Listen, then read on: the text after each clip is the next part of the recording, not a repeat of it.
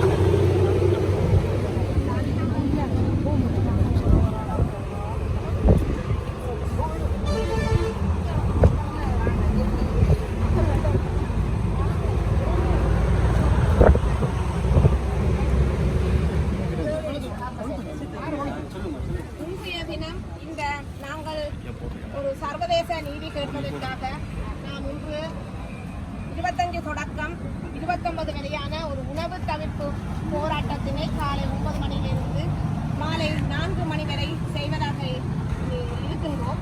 அந்த அடிப்படையிலே இன்றைக்கு முதலாம் நாளாக இன்று இந்த செம்மணி புதகுழியிலே ஒரு அடையாளமாக அணையா விளக்கினை தொடர்ச்சியான ஒரு போராட்டத்தை தொடர்ந்து செய்திருந்தார்கள்.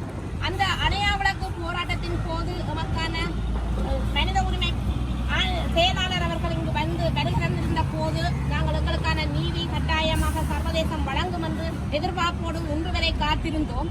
ஆனால் இன்று நடக்கின்ற 60வது கூட்டத்தொடரிலும் எமக்கான சர்வதேச நீதி பொறிமுறை அங்கு பிரசன்னமாகவில்லை.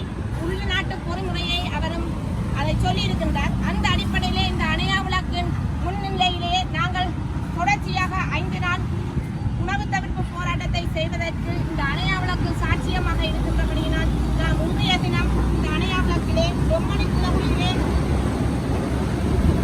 வைக்கப்பட்டவர்களாகவும் இருக்கலாம். அவர்கள் இன்று வரை அவர்களுடைய உறவுகள் காணாமலாக்கப்பட்டுக் கொண்டு இருக்கின்றார்கள். எனவே அந்த அவரின் தாயாராகிய அம்மையார் ஒரு இந்த விளக்கினை ஏற்றி வைத்தார்.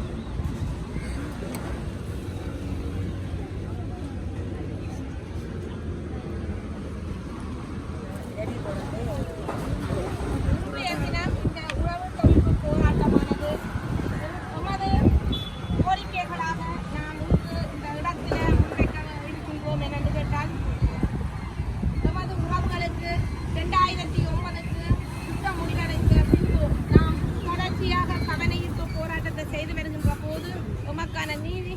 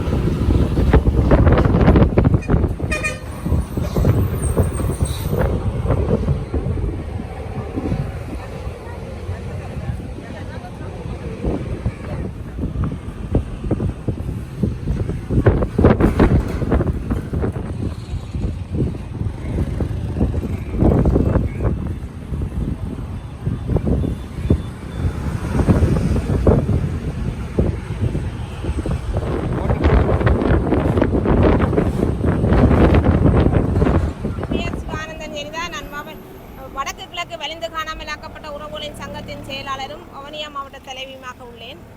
இன்றைய தினம் 25/9/2025 இன்றைய தினம் இந்த உணவு தவிர்ப்பு போராட்டத்தை ஒரு சுழற்சி முறையிலே நாம் செய்ய 5 நாட்கள் தீர்மானித்திருக்கின்றோம். எனவே இன்று திலீபன் அண்ணாவின் 11வது நாளிலும் அவர் ஒரு அகிம்சை வழியிலாக போராடி இந்த மக்கள் புரட்சி வெடிக்க வேண்டும், ஒரு சுதந்திர காற்றை நாங்கள் சுவாசிக்க வேண்டும் என்பதற்காகவே அவரும் இந்த வேளையிலே நல்லூர் வீதியிலே அவர் உண்ணாவிரதம் இருந்து தன் உயிரை ஈர்த்த நாட்களிலே நாங்களும் இன்று எமது சர்வதேச நீதிக்காக நாம் இன்று குரல் கொடுப்பதற்காக இந்த 60வது கூட்டத்தொடரிலே ஜெனீவாவில் நடைபெற்றுக் கொண்டிருக்கிற 60வது கூட்டத்தொடரிலே எமக்கு உள்நாட்டு பொறிமுறை தேவையில்லை, சர்வதேச பொறிமுறையூடாக நீதி வழங்கப்பட வேண்டும். இந்த செம்மணி புதகுழியிலே எமது உறவுகள் இன்றும் சிதைக்கப்பட்டு புதைக்கப்பட்டிருக்கின்றார்கள்.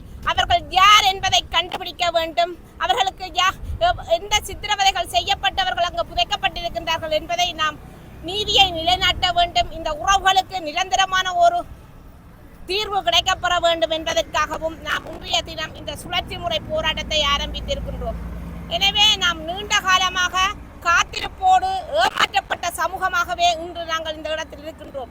எனவே நாம் இனப்படுகொலையின் முதல் புள்ளியாக இருக்கின்ற இந்த செம்மணி புதைகுழி அகழ்வின் மீது அகழ்வு தோண்டப்பட்டு கொண்டிருக்கின்றது. எனவே அதில் சர்வதேச நிபுணத்துவங்கள் அதில் பிரசன்னமாக வேண்டும். எமக்கான சரியான மரபணு பரிசோதனைகள் செய்யப்பட்டு எங்களுக்கான நீதி வழங்கப்பட வேண்டும் என்பதும் இந்த உறவுகள் இன்று நினைத்து பாருங்கள்.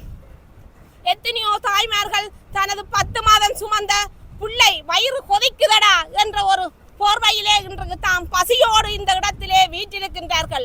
அதே போன்று கட்டின தாலியை கலற்ற முடியாமல் இன்று நாங்கள் இந்த பரிதவிப்போடு தான் இந்த இடத்திலே நாங்கள் இன்று தாலியோடு நாங்கள் இன்று என்கிற உறவுகளுக்கு என்ன நடந்தது என்று தெரியாத ஒரு நிலையிலே நாங்கள் இன்று இதில் நிற்கின்றோம். அதே போன்று சகோதர சகோதரிகளை தேடி தமது உறவுகளுக்காக இவ்விடத்திலே அவர்களும் உண்ணாவிரதம் இன்று இருக்கின்றார்கள். அதே போன்றுதான் எத்தனையோ உறவுகள் தனது மகன் வருவாரா, கணவர் வருவாரா, சகோதரன் சகோதரி வருமா என்ற ஏக்கத்தோடு தான் இந்த இடத்திலே இன்றைய உணவு தவிர்ப்பு போராட்டத்திலே இருக்கின்றது. எனவே சர்வதேசம் மீண்டும் மீண்டும் எங்களை ஏமாற்றல் கால அவகாசம் கொடுக்காமல் சர்வதேச நீதி பொறிமுறையூடாக இந்த ஜெனீவாவில் நடக்கின்ற கூட்டத்தொடரிலாவது எமக்கான நீதி வழங்க வேண்டும் என்பதை தான் நாம் இந்த இடத்துல ஒரு கோரிக்கையாக முன்வைக்கிறோம். எனவே நாம் இந்த தமிழர்களாகிய நாம் இனப்படுகொலை செய்யப்பட்டு இன்றைக்கு 18 வருடங்களாக இருக்கின்ற போதும் நாம் இன்றைக்கு தொடர்ச்சியாக அரசியல் கைதிகள் விடுதலை செய்யப்படாமல் சிறையிலே வாடிக்கொண்டிருக்கின்றார்கள். எமது தாய் நிலங்களாகிய வடக்கு கிழக்கு பிரதேசங்கள் அபகரிக்கப்பட்டுக் கொண்டிருக்கின்றன. இராணுவ மயமாக்கல் தொடர்ச்சியாக நடைபெற்றுக் கொண்டிருக்கின்றன. புத்த விகாரைகள், சட்டவிரோதமான புத்த விகாரைகள் இங்கு நடைபெற்றுக் கொண்டிருக்கின்றன. எனவே இந்த பௌத்த மயமாக்கலை உடனே நிறுத்தி சுய நிர்ணய உரிமையோடு நாங்கள் இங்கே வாழ்வதற்கு இந்த சர்வதேசத்துக்கு அனுசரணையாக இருக்கின்ற நாடுகள் அனைத்தும் இந்த இனத்துக்கு நடந்தது இனப்படுகொலை என்றதை சொல்லிக்கொண்டு எமக்கான தீர்வை பெற்றுத்தர இந்த ஜெனீவா கூட்டத்தொடரிலே வருகின்ற 8ஆம் தேதிக்குள் முடிவடைவதற்கு முன்பு இந்த தாய்மார் இந்த கண்ணீருக்காவது பதில் சொல்ல வேண்டியவர்களாக நீங்கள் இருக்கின்றீர்கள் என்பதை ஒரு கணம் சிந்தித்து பாருங்கள். உங்கள் தாய் தந்தையரை, உங்கள் கணவன் மனைவிகளை இழந்திருந்தால் நீங்கள் என்ன வேதனைப்படுவீர்கள் என்று அந்த அடிப்படையிலே நாம் உங்களிடம் ஒரே வாதத்தை வைக்கின்றோம். நமது உறவுகளுக்கு என்ன நடந்தது, என்ன கொலை செய்த, எப்படி கொலை செய்யப்பட்டார்கள், சித்திரவதைக்கு உள்ளாக்கப்பட்டார்களா என்ற ஒரு நீதியை வழங்க வேண்டும் இந்த அரசு. வடக்கு கிழக்கிலே அவர்கள் தமிழ் மக்கள்கள் அவரை ஆதரிக்கவில்லை. ஒரு மாற்றத்தை கொண்டு வருவதற்காகவே இந்த தமிழ் மக்கள் அரசியல் கட்சிகள் மீது இருக்கின்ற காழ்ப்புணர்ச்சியில் செய்யப்பட்டதை வைத்துக் கொண்டு இந்த அரசு தேசிய மக்கள் சக்தி என்று இப்போ சொல்லிக் கொண்டிருக்கின்ற அரசு அதை போய் மாயாக வைக்காமல் எமக்கான தீர்வை இந்த சர்வதேச பொறிமுறையூடாக மீண்டும் மீண்டும் மனித உரிமை பேரவையிலே வைத்திருக்காமல் சர்வதேச குற்றவியல் நீதிமன்றத்துக்கு பாரப்படுத்தி எமக்கான நீதியை பெற்றுத்தர வேண்டும் என்று இந்த சந்தர்ப்பத்திலும் இந்த உணவு தவிர்ப்பு போராட்டத்தில் இருக்கின்ற நாங்கள் ஒரு சத்தியமாக உங்களிடம் கேட்டுக்கொள்கின்ற விரியமாக கேட்டுக்கொள்கிறோம். இதை எங்களுக்கு பெற்றுத்தாருங்கள் என்றுதான் இந்த சர்வதேசத்துடன் இன்றைக்கு நடைபெற்றுக் கொண்டிருக்கிறோம். நீங்களும் கண்கூடாக பார்க்க வேண்டும் இந்த மக்கள் வரும் வேதனையை என்றுதான் நான் இந்த இடத்துல கூறிக்கொள்கிறேன். நன்றி. எனது பெயர் கதிர்ராமநாதன் கோவிலவாணி, கிளிநொச்சி மாவட்ட வலிந்து காணாமலாக்கப்பட்ட உறவுகளின் சங்கத்தின் தலைவி. இன்றைய தினம் இந்த சுழற்சி முறையான உணவு தவிர்ப்பு போராட்டத்தை இன்று நாங்கள் கிளிநொச்சி மாவட்டம் சார்ந்து இன்றைய உணவு தவிர்ப்பு போராட்டத்தை செய்கின்றோம். இதே போன்று இந்த உணவு தவிர்ப்பு போராட்டத்தை 29ஆம் தேதி வரைக்கும் சுழற்சி முறையில் செய்ய இருக்கின்றோம். நாளைய தினம் முல்லைத்தீவு மாவட்டமும் 26ஆம் தேதி முல்லைத்தீவு மாவட்டமும் 27ஆம் தேதி மன்னார் மாவட்டமும் 28ஆம் தேதி யாழ் மாவட்டமும் 29ஆம் தேதி வவுனியா மாவட்டமும் இந்த சுழற்சி முறையான உண்ணாவிரத தவிர்ப்பு போராட்டத்தை மேற்கொள்வதாக இருக்கின்றோம். எங்களுக்கான நீதி கிடைக்கும் வரை நாங்கள் இந்த போராட்டத்தை கொண்டு போவோம். எங்களுக்கு நீதி சர்வதேசத்திடமிருந்தே கிடைக்க வேண்டும் என்று கேட்டுக்கொள்வோம். வணக்கம். நான் சிவபாதம் விளங்கோதை, வெளிந்து காணாமல் ஆக்கப்பட்ட உறவுகளின் சங்க தலைவி, யாழ் மாவட்டம். நாங்கள் இவ்வளவு காலம் எங்களோட பிள்ளைகளை தொலைத்து, சகோதரங்களை தொலைத்து, தாய்மாரை தொலைத்து, தந்தையரை தொலைத்து, கணவரை தொலைத்து இன்று வரையும் தேடி அலைஞ்சு திரிகின்ற இந்த நேரத்திலே நாங்களும் இவ்வளவு காலமும் நாங்கள் நீதி எங்களுக்கு கிடைக்கும் என்று சொல்லி நாங்கள் எதிர்பார்த்து கொண்டிருந்தோம். அதாவது நாங்கள் இங்கே எங்களோட உள்ளூர் பொறுமுறையை நீதியையோ நாங்கள் எதுவும் ஏற்கப்படவில்லை. நாங்கள் சர்வதேச பொறுமுறையைத்தான் நாங்கள் எதிர்பார்த்து கொண்டிருக்கின்றோம். அவரை இந்த பிள்ளைகளை கூட சரணடைந்தவர்கள், இவர்களைப் போல எத்தனையோ குடும்பங்கள் எல்லாம் சரணடைந்தவர்கள். இந்த சரணடைந்தவர்களை என்ன சொல்லி கூப்பிட்டீர்கள்? உங்களுக்கு மன்னிப்பாக உங்களுக்கு விசாரணை செய்து விடலாம் என்றுதான் கூப்பிட்டார்கள். அதுபோல எத்தனையோ குடும்பங்களும். ஆனால் இவ்வளவு காலம் எங்களுக்கு நீதி கிடைக்கப்படவில்லை. சர்வதேசத்திடம் தான் நாங்கள் நீதியை கேட்கின்றோம்.